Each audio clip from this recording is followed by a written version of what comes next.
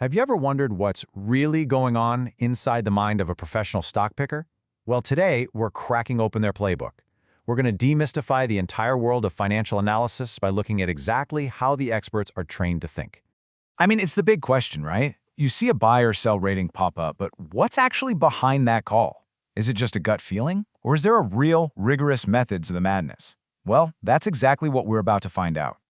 The best way to think about it is this. A great financial analyst is basically a great detective. They don't just guess, no way. They gather evidence, they follow leads, and they build a solid case, starting from the widest possible view and then just methodically narrowing their focus. And how do we know all this? Because we've got our hands on the actual blueprint. Our guide for this entire explainer is the syllabus from a professional certification program for research analysts. So this isn't just theory, this is the real deal training framework. So here's our roadmap for the investigation. We're going to follow the classic top-down method that the pros use, starting with the role of the detective and following that trail of evidence all the way to the final verdict. Let's get into it.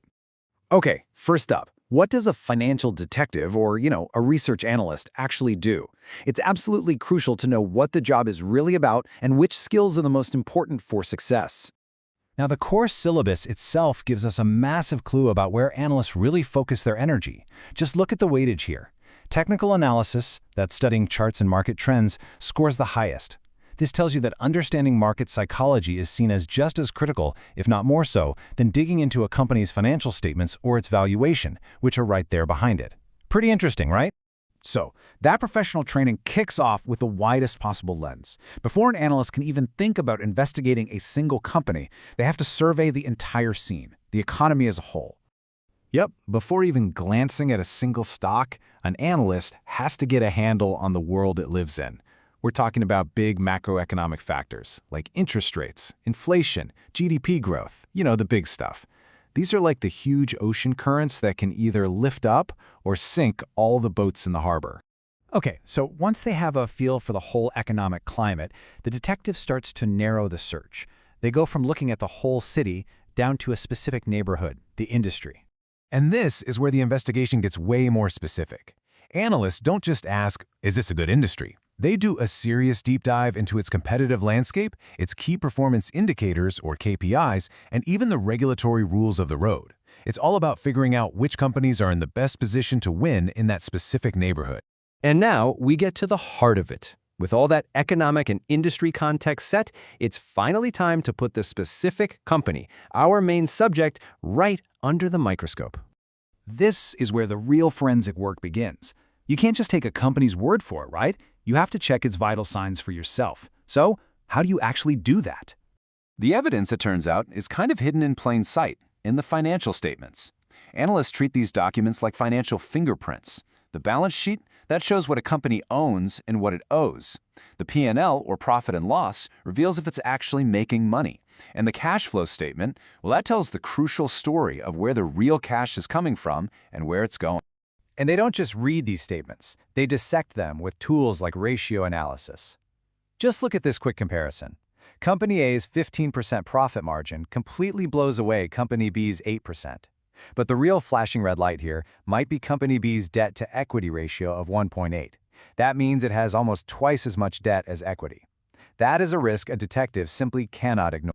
But look, a great detective knows the story isn't just in the hard data. They also have to look at the qualitative stuff. How strong is the management team really? Does the company have a competitive advantage that will last? What are its biggest threats? These are the kinds of questions that numbers alone just can't answer. All of this analysis, the economic, the industry, the company financials, it's all building towards answering one single central question. What is this company actually worth? And that requires understanding this critical difference between a stock's current price and its true underlying value. Now, one of the most powerful tools for this is the discounted cash flow, or DCF model. I know, it sounds super complicated, but think of it this way. A dollar you're promised 10 years from now is worth less than a dollar in your hand today, right? DCF is just a way to calculate the today value of all the cash a company is expected to make in the future. Okay, so beyond that core valuation work, there are a few other essential tools every financial detective needs to have in their toolkit. Hey, remember that high weightage we saw at the very beginning? This is it. Technical analysis is a completely different way of looking at things. If fundamental analysis is like being a detective investigating the company, then technical analysis is like being a psychologist studying the behavior of the entire market. It looks for patterns in price charts and trading volumes to figure out if investors are feeling fearful or greedy. And just like any good detective, an analyst has to be incredibly disciplined. That means seriously assessing risk, building in a margin of safety just in case their calculations are a bit off, and, most importantly, operating strictly within all the legal and ethical lines to make sure their judgment is totally unbiased. And finally, after all the clues have been gathered, all the evidence weighed, and the subject thoroughly examined, it is time to deliver the verdict. The whole investigation culminates in a formal research report. You should think of this as the detective's final case file that they present to the jury. It has to be clear, it has to be logical, and totally transparent. It lays out not just the conclusion, but the entire trail of evidence and reasoning that led them to it. So ultimately, thinking like an analyst isn't about having a crystal ball. It's about having a process. It's this disciplined journey that starts with the entire world and systematically drills down to find a single crucial answer. What is this company really worth? And that leaves us with one final question to really think about. After all the spreadsheets, all the reports, and all the forecasts, is it even possible to boil the complex, dynamic, human enterprise of a company down to a single number? It's the central challenge of analysis, and honestly, it's what makes this detective work so endlessly fascinating.